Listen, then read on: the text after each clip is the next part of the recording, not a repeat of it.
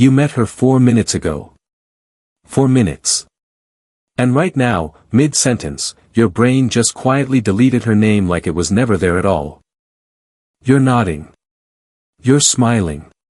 You're saying, totally, yeah, at the right moments. But inside, there's a quiet emergency happening. A name you heard with your own 2 ears, less than 5 minutes ago, is just, gone. Gone, like it was erased on purpose. The worst part isn't even forgetting it. It's the fear underneath it, the fear that this means something about you. That you're careless. That you don't really care about people. That something is wrong with how your brain works. Maybe you've even started avoiding situations because of it.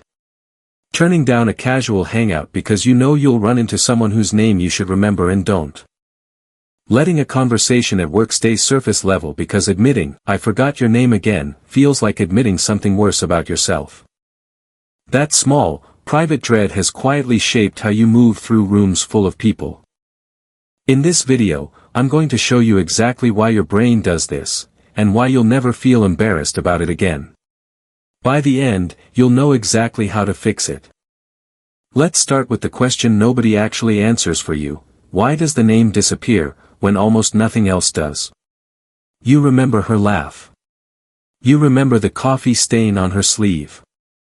You remember the joke she made about traffic. Your brain kept all of that without even trying. So why does her name vanish completely? The answer has nothing to do with how much you care. It has to do with what your brain considers worth keeping. Your brain is not a filing cabinet that stores everything equally. It's a ruthless editor, deciding what earns a permanent spot and what gets cut.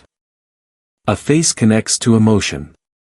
A joke connects to humor and timing. A coffee stain connects to a tiny visual story. But a name is just a sound. It doesn't tell your brain anything about danger, reward, or meaning. Rebecca carries zero information about who Rebecca actually is. Your brain has learned, over millions of years, to let go of things with nothing attached to them. This isn't a flaw. It's efficiency.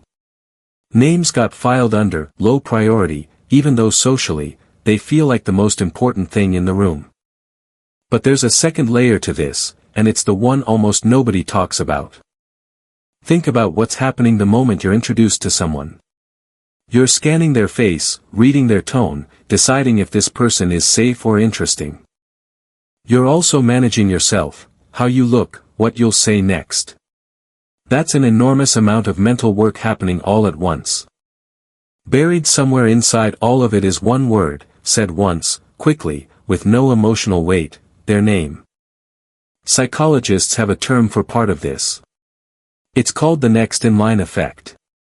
When you know you're about to speak, your brain quietly redirects attention inward, rehearsing what you're about to say. You hear the name. You just weren't fully listening to it. It's not memory failure. It's attention failure. And those are two very different problems with two very different fixes. Here's where it gets personal. If you forget names constantly, there's a good chance you have a sharp memory for almost everything else: conversations, emotions, the exact way someone said something years ago. That's not a coincidence.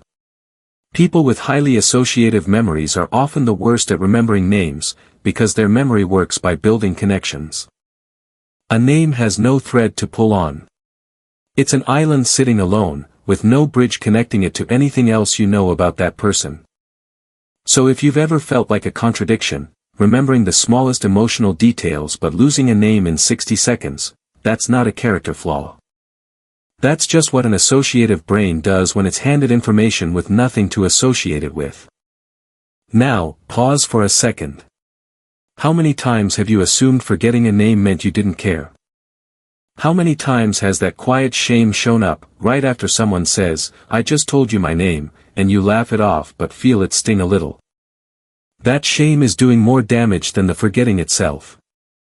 The moment you realize you've lost the name, a small wave of panic hits, and that panic doesn't help you find it. It actively blocks you. Your brain splits attention between the conversation in front of you and a frantic internal search for a word that was never properly stored. The harder you grasp for it, the further it slips. It's not gone. It's buried under stress that's making it harder to retrieve. This shows up everywhere once you start noticing it.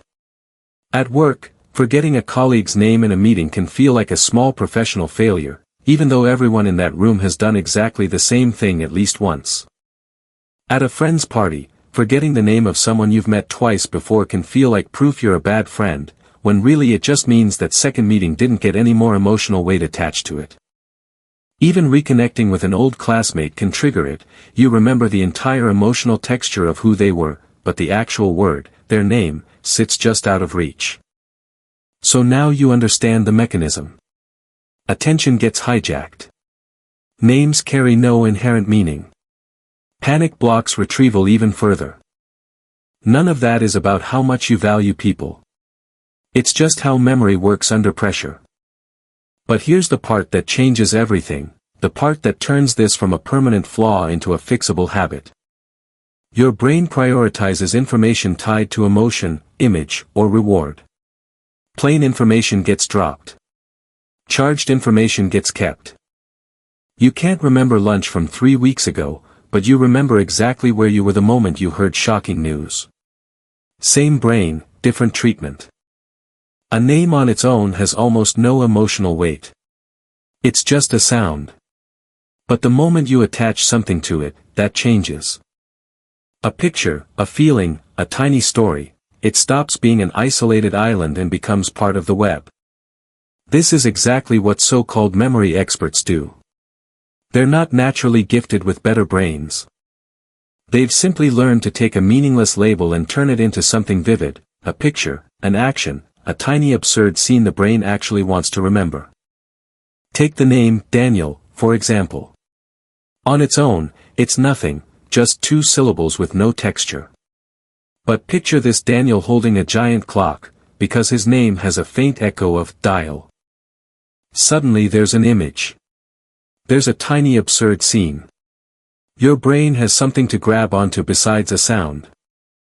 Multiply that across dozens of names, and you start to understand why competitive memory athletes can walk into a room of 100 strangers and recall every single name by the end of the night. It isn't talent. It's a deliberate translation process, turning meaningless sound into vivid, attachable meaning, every single time. So if you've spent years quietly assuming you're bad with people because you're bad with names, here's what I want you to take from this. You're not careless. You're not self-absorbed. Your brain is filtering aggressively and prioritizing meaning over randomness.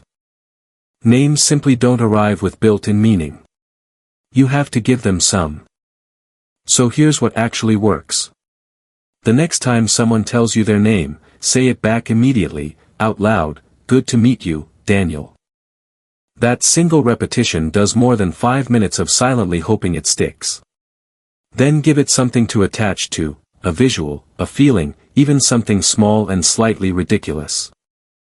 There's a second trick that compounds the first one. Use the name again within the next minute or two of conversation, naturally, the way you'd season a dish rather than dump the whole jar in at once. So, Daniel, what brought you here tonight? Each repetition reinforces the connection a little more. By the third use, the name has usually moved from fragile, fading memory into something far more durable. And if the name is already gone, mid-conversation, just ask. Directly, without the apology spiral. Can you remind me of your name? Feels enormous in your head and completely unremarkable to the other person. Almost everyone has stood exactly where you're standing. Forgetting someone's name was never proof that you didn't care about them. Most of the time, it's proof of the opposite. Your brain was so busy taking in who they actually are that it had no room left for the one detail that happened to be the most arbitrary. That's not something to be ashamed of. That's just what an attentive, associative mind does under pressure. If this explains something you've quietly carried embarrassment about for years, subscribe, and pass this along to the person you know who always apologizes for forgetting names. They've probably been carrying this shame a lot longer than they should have.